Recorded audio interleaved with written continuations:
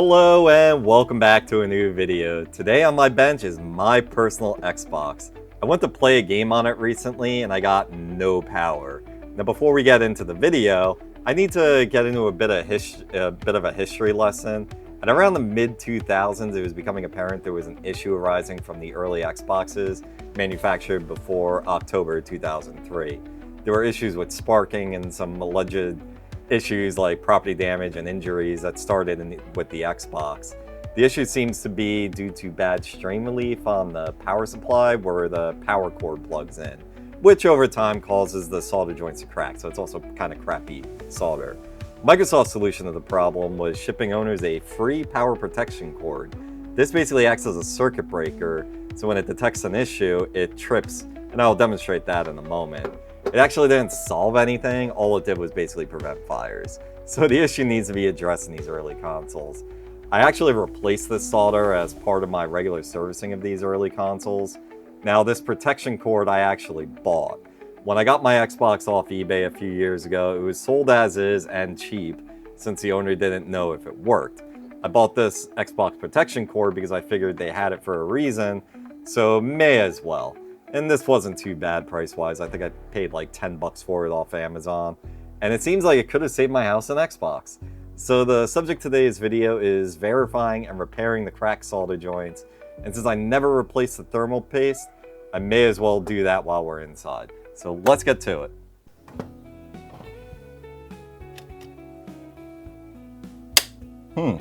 This actually isn't plugged in yet. It isn't plugged into the console. This shouldn't be doing that. It should just stay, but it's blinking green and red and then just tripping. So actually, I'm thinking that this actually might be the issue. Let me test it on another Xbox and see what happens. Alright, so this is my test Xbox.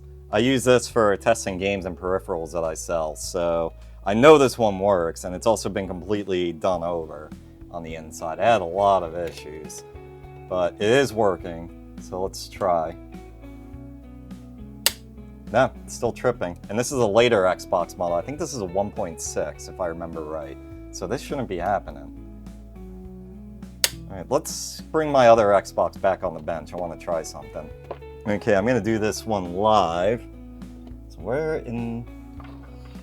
This should be the... Nope, that's not it.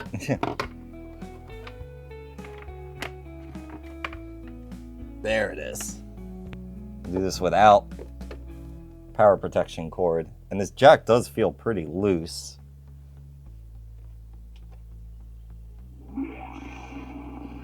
Yeah, works fine actually, but yeah, this power port's like super loose. That should not be that loose. I do think we still have an issue here. Well, that was a little anticlimactic, but we still have to address that loose power port and the thermal paste anyway, so we're gonna crack this open. So to get in here, there's gonna be 6 screws.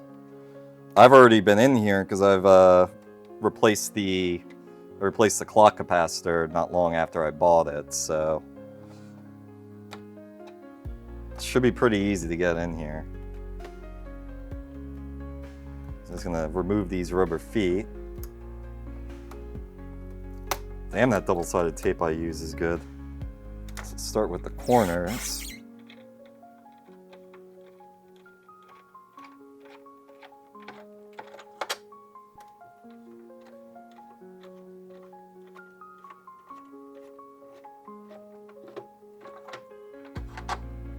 Yeah, and anybody curious, this was manufactured November 6, 2002, so it is a fairly early model.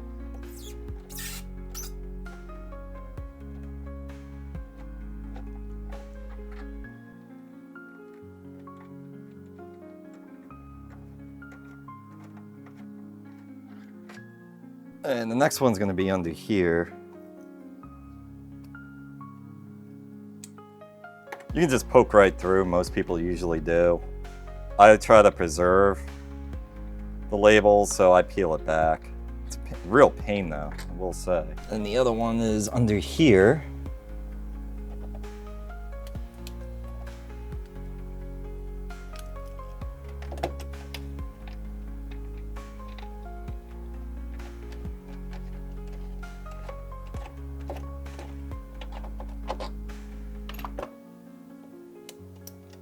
Just gonna move the labels back so I don't damage them.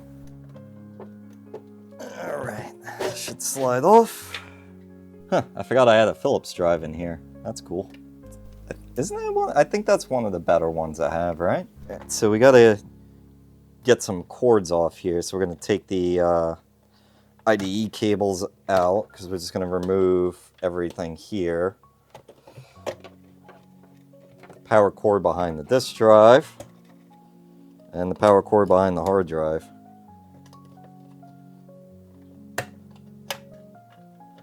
Just get this stuff out of the way.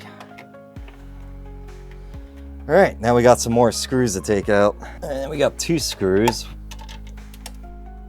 Well, we got more than that, but 2 here that I'm gonna show. So we got the one there, and then there's one in between the hard drive and the disk drive. And then there's one more down here. Sorry if you all can't see it. I am working on designs currently for an overhead camera system, but there's some other logistical stuff that I'm trying to figure out. All right, and then these things should just come out. We'll take the hard drive out first. And this drive should just slide out. All right, and then we gotta remove this power cord here.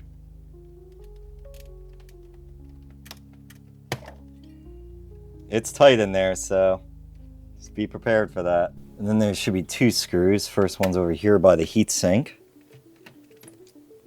And the other one's under this mess of wires. That just comes out. And all we need to do is just wiggle this out. So I'm looking at this visually and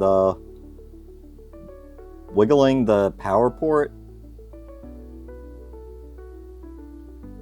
Visually, I'm not really seeing any cracks, but the solder here leaves a little bit to be desired. There's like, looks like there's barely any on there. So these joints look fine here.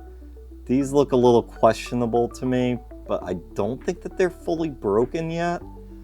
So we'll get this under the microscope and take a closer look. Yeah, I mean, looking at these under the microscope, you can kind of see why these crack. Like, there's not a whole lot of solder that's around this joint here.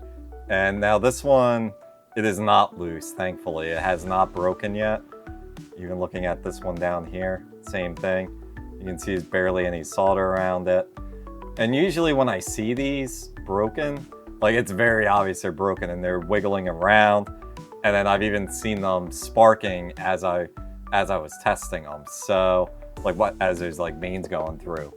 So yeah, I'm gonna remove these 2 solder joints and then just put some new solder in. I think that that's the best way to go. Just flux them up a little bit so then the old stuff comes out easier.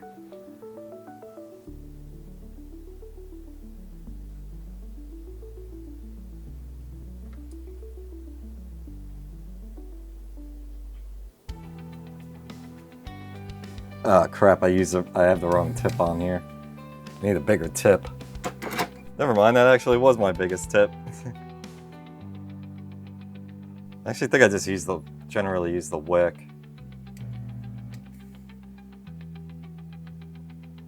Yeah, we'll just use the solder wick on this. So I actually brush a little bit of flux on the wick itself.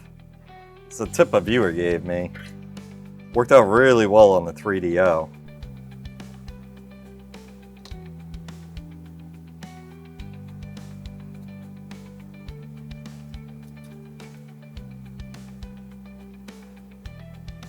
Yeah, it's good enough. It doesn't need to be... We're not removing anything, so it doesn't need to be super clean.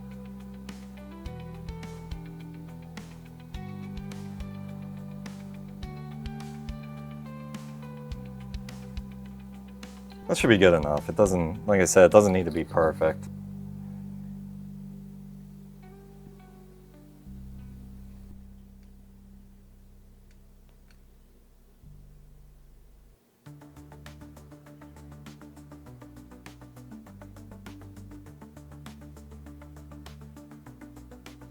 And I ain't shy about it. That is a good ball of solder right on there. Hey, that just means it's going to be a nice joint.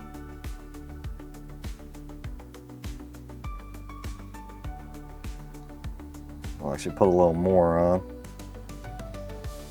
I just like to rather overdo it, because then that's more that's going to hold it in place.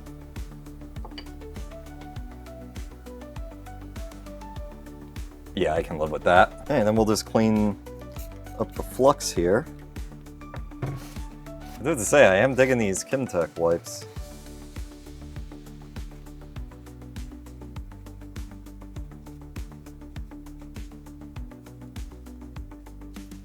Again, thank you to the viewer that suggested these. Why not? These things are cheap. Let's do one more spritz. And I've only got 286 of them in this box, so I'm not worried. Clean. Alright, so now we can work on the thermal paste. The first thing I want to do is I just want to remove these clamps. Definitely a pain to get off.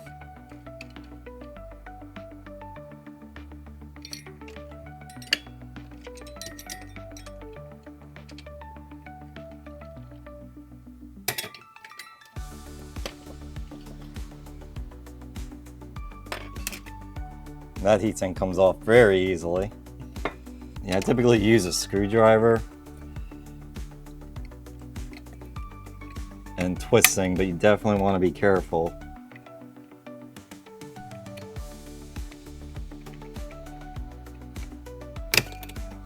Got it.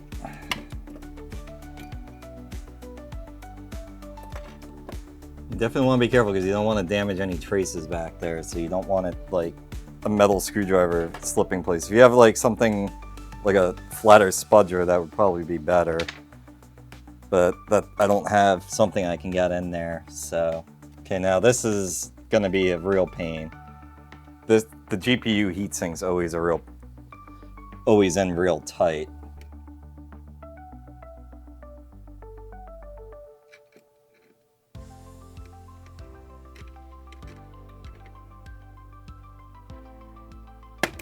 There it goes. Again, I use a flathead screwdriver and just gently keep prying. It'll eventually go. It's probably not the safest way, but we just gotta clean off the old thermal paste, which is super dry.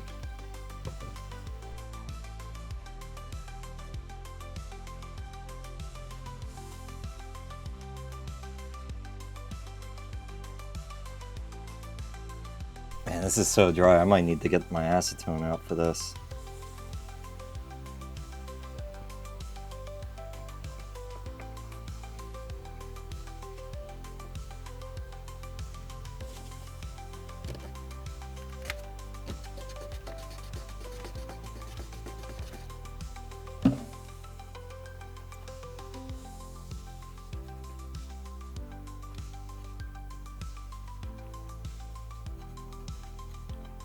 Ah yes, this is working much better.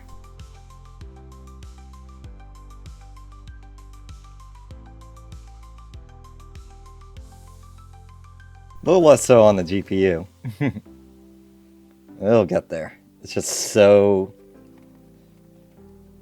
freaking dry.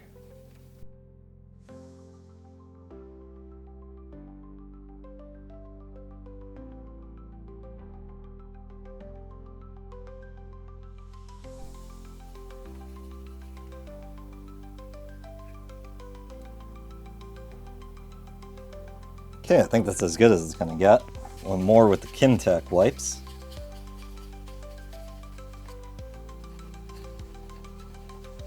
Let's make sure everything's nice and clean. Alright, great. We'll set this aside because we gotta clean the heat sinks next. And now clean off the heat sinks.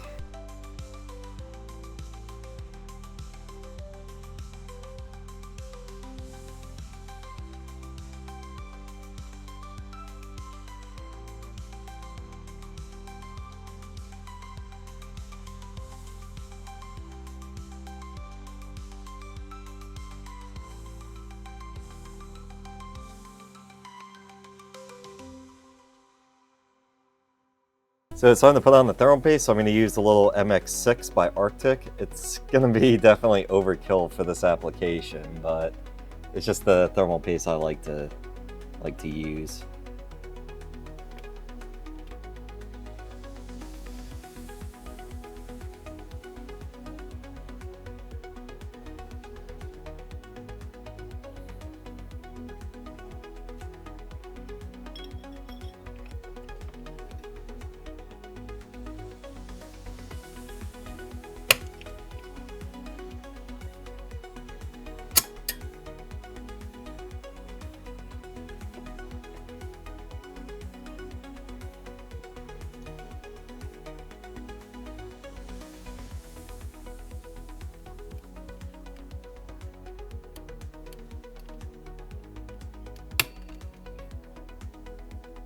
So that's it. Now all we have to do is just finish putting this back together. So that's gonna go back in there.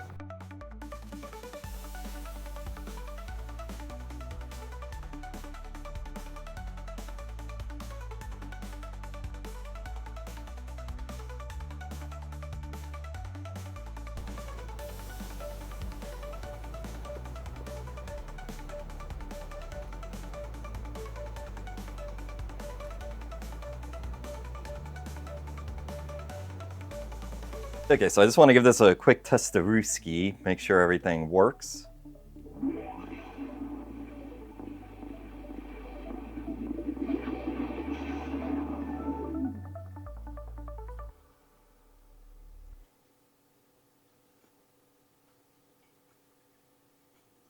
Good enough for me. So before we close out the video, I'm kind of thinking it'd be kind of fun to open this up and see, maybe we can see what happened here, see what went wrong. So what I can see, there's 2 screws here. Now these are 5-point security bits, and I can't believe I actually had one lying around. I think I got it for, I think it was for something for my Jeep. I really can't remember. It looks like we gotta cut this. Yeah, if we cut that, it seems like it should come right apart.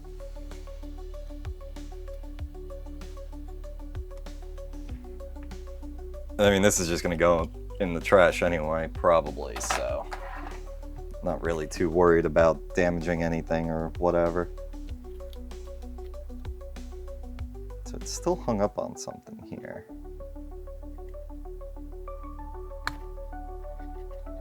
I mean, it definitely goes without saying they do not want people getting in here. Actually, I don't know if that cut that.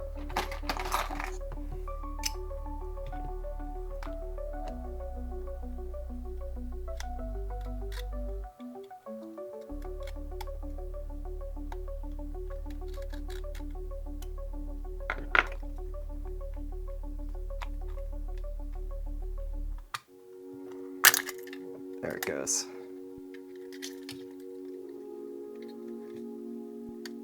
So that's the mechanism there.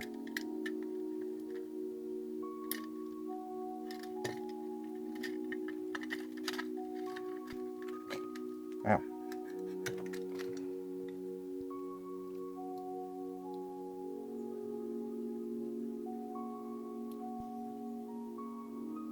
Man, I don't smell anything burned.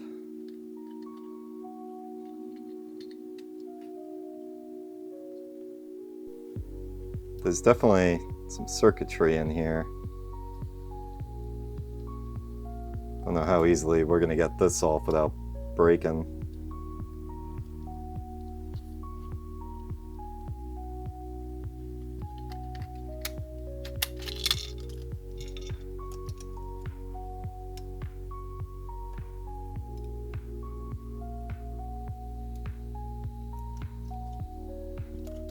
There's definitely a lot of circuitry going on here, a lot of resistors and stuff.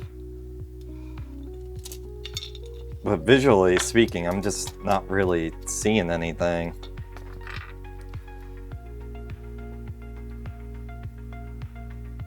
I don't see anything burn, I don't see anything leak.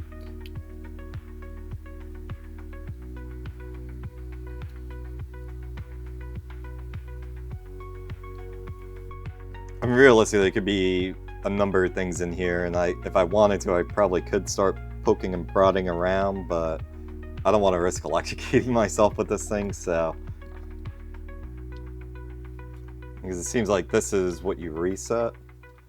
So I think something along here is probably what failed. But again, who knows without testing, but I was hoping to see something like obvious, but it doesn't look like it's going to be the case, so. Yeah, there you have it. A pretty easy project today. If you have one of these early Xboxes and you lose power, the power supply port is a pretty good place to start. Of course, there could be other issues too, like the capacitors, particularly the ones by the CPU. But in this case, it was as simple as the power cord. So if you have one of these protection cords, check that first before opening your system. Though with the solder as weak as it is in the early models, it actually is a pretty good idea to replace with a healthy bead as a preventative measure. Now that I did that, I won't be replacing this with another power protection cord. I'll just use one of these that I include with the Xboxes I sell. I'm not worried now that the work has been done, and with the thermal paste replaced, this should be good for a while. So with that all said, thank you so much for watching. Like, share, subscribe, and all that good jazz.